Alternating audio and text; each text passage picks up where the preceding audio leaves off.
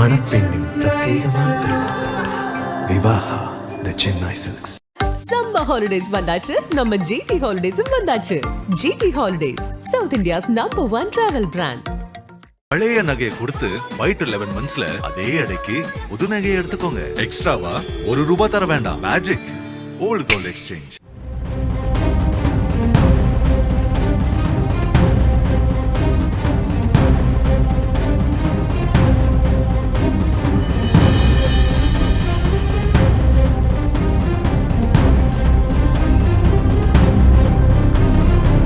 கள்ளக்குறிச்சி மாவட்டம் ரிஷிவந்தியம் காவல் நிலைய எல்லைக்குட்பட்ட கெடிலம் கூட்ரோடு பகுதியில் தமிழக வெற்றிக் கழக தலைவர் விஜயின் பிறந்தநாளை முன்னிட்டு கடந்த ஜூன் 22ஆம் தேதி அன்று தாவேகா நிர்வாகிகள் பேனர் வைத்த சம்பவம் தற்போது பரபரப்பை ஏற்படுத்தியுள்ளது. இந்த பேனர் விவகாரத்தால் திமுக மற்றும் தாவேகா தொண்டர்களிடையே ஏற்பட்ட மோதலில் இருவர் பலத்த காயமடைந்து மருத்துவமனையில் அனுமதிக்கப்பட்டுள்ளனர்.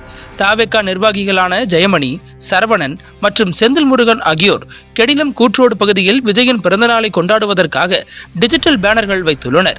இதற்கு திமுகவினர் எதிர்ப்பு தெரிவித்து அந்த பகுதியில் பேனர் வைக்கக்கூடாது என எச்சரித்ததாக கூறப்படுகிறது.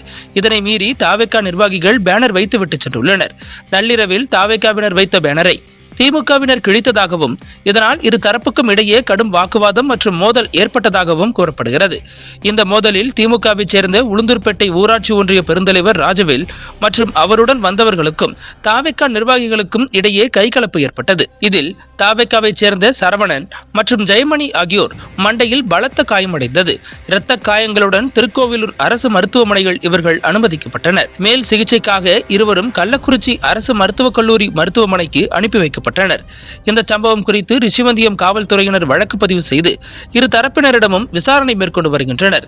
மோதலில் ஈடுபட்ட தாவேகா மற்றும் திமுகவை சேர்ந்த மூவர் மீது வழக்கு பதிவு செய்யப்பட்டு இருவர் கைது செய்யப்பட்டுள்ளதாக தகவல்கள் தெரிவிக்கின்றன. தாவேகா தொண்டர்கள் தரப்பில் செல்லூர் திமுகவின் கோட்டை என்று கூறி விஜயின் பிறந்தநாள் கொண்டாட்டத்திற்கு பேனர் வைக்கக்கூடாது என திமுகவினர் மிரட்டியதாகவும் பேனரை கிழித்து ஆள் வைத்து தாக்கியதாகவும் குற்றம் சாட்டியுள்ளனர். மறுபுறம் திமுக தரப்பு இந்த குற்றச்சாட்டுகளை மறுத்து பேனர் வைப்பது தொடர்பாக எந்தவித மிரட்டலும் விடுக்கப்படவில்லை, மோதல் தாவேகாவினரால் தூண்டப்பட்டது என வாதிட்டு வருகின்றனர். இந்த மோதல் சம்பவத்தை தொடர்ந்து தாவேகா தலைவர் விஜய் பேனர் கலாச்சாரத்தை ஒழிப்போம் என அறிவித்துள்ளார். இந்த முடிவு தொண்டர்களுக்கு காயம் ஏற்பட்டதற்கு திமுகவினரே காரணம் என குறிப்பிட்டு இனி இதுபோன்ற அசம்பாவிதங்கள் நடக்காமல் இருக்க உறுதி செய்யப்படும் என தாவேகா நிர்வாகி ஒருவர் தெரிவித்துள்ளார். கள்ளக்குறிச்சி மாவட்டத்தில் திமுக மற்றும் தாவேகா இடையே ஏற்கனவே அரசியல் உரசல்கள் இருந்து வருகின்றன. 2024 அக்டோபரில் நடந்த தாவேகா மாநாட்டில் விஜய் திமுகவை தனது முதன்மை அரசியல் எதிரியாக அறிவித்தது இரு கட்சிகளுக்கு இடையேயான பதற்றத்தை ஏற்படுத்தியது குறிப்பிடத்தக்கது.